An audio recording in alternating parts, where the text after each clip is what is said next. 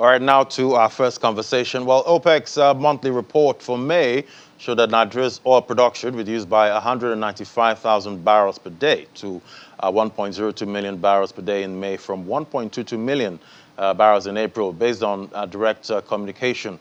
Well, let's get the implications of all of this. Join us now to talk about this and other issues in the oil and gas market. We have Temitope Kolade, Senior Manager, Oil, Gas and Power at Anderson. Join us right here in the studio, in our Abuja studio. Great to have you. Good morning, Ladi.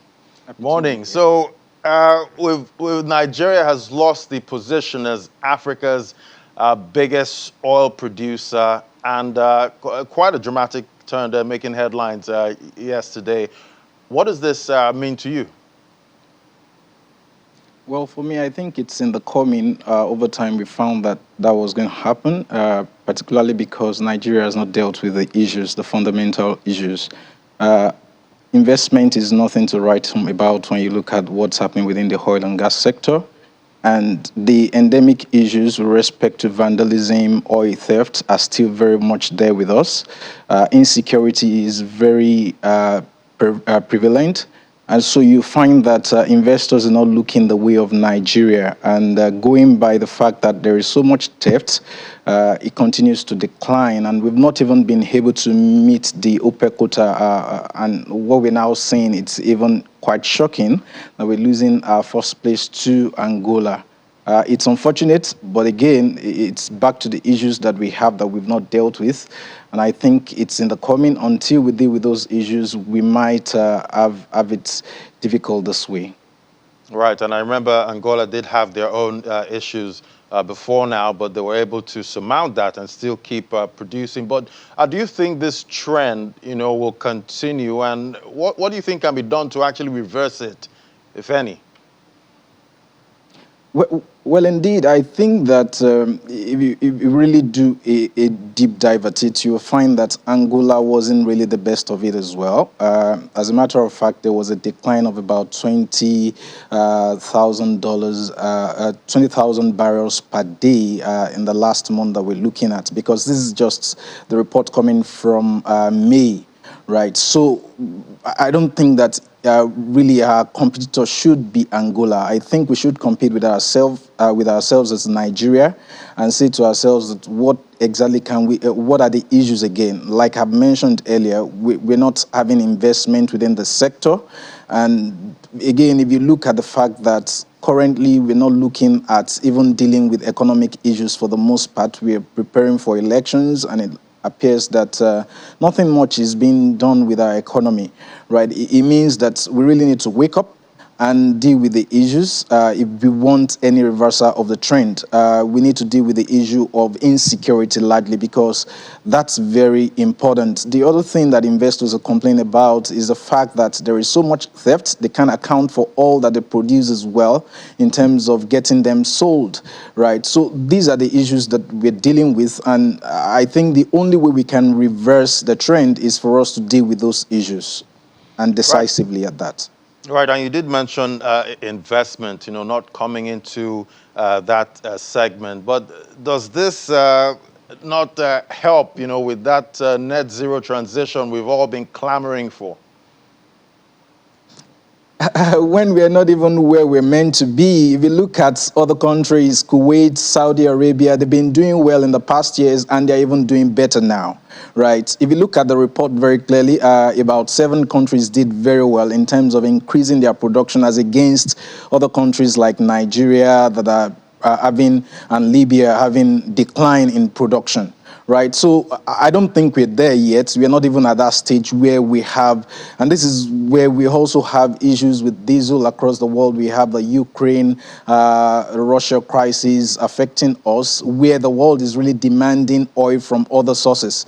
I think this is that time where we need to tap into the opportunities that are within the oil and gas space, and ensure that we pump out the oil. The truth is that every government really focuses on the oil resource, typically to ensure that they maximize the benefit, because it's a time-bound resource. At some point, you might not be able to have it anymore. As much as we think about transition, we even need to do more of the oil exploration so that we can have the investment and we can have the funds, the capital funds, to invest into the transition. And that would be that we are transiting maybe into gas as a transition fuel first, and then going into renewables and other sources of power and energy for us. So I think largely we need to explore what we have at the moment. And if you take a cue from other countries that are already doing well, they are trying to do better. They're not slowing down. And that's where I think we should be looking at as Nigeria.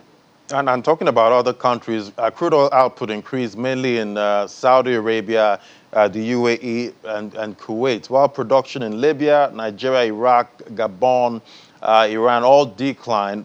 What can we learn from Saudi Arabia or say, Aramco? Okay, like I mentioned earlier, clearly Saudi Arabia, Saudi Aramco is doing much better, and what they've committed to, for instance, in 2022 is to ensure that there is more capital expenditure into that sector for them, right?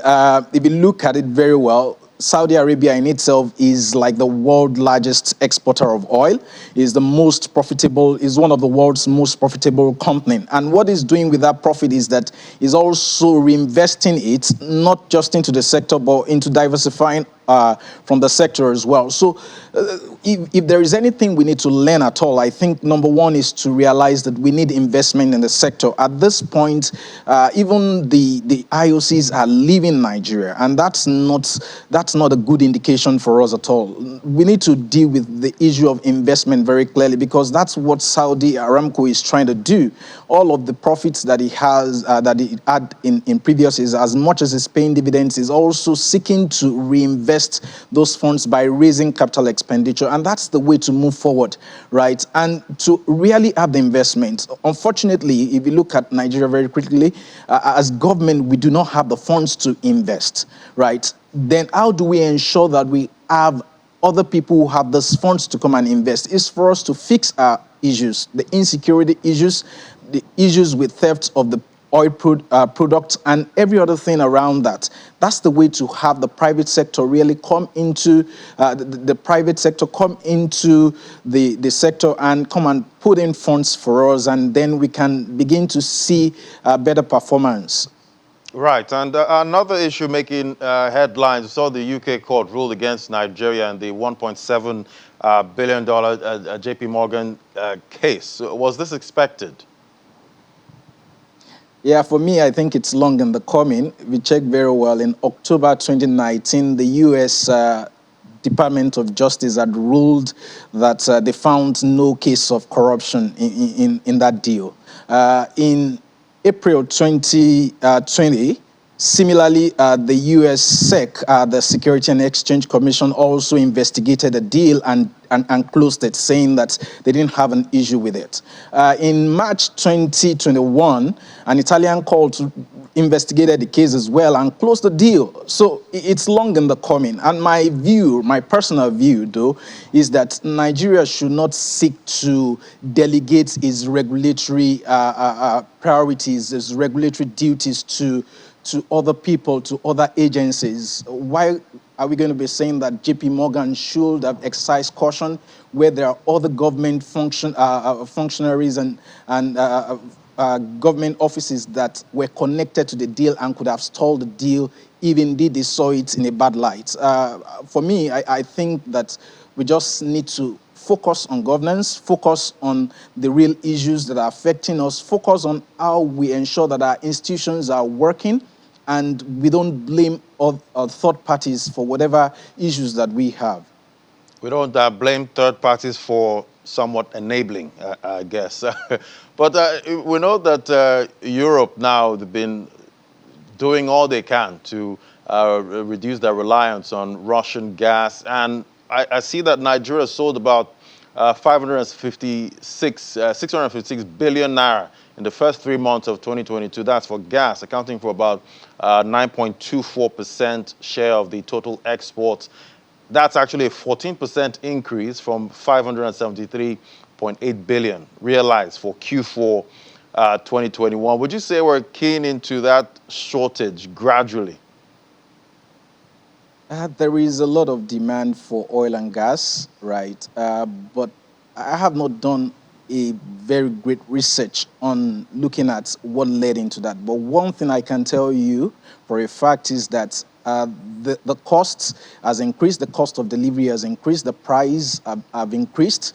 So what we are seeing is, for me, the value increasing in terms of cash value.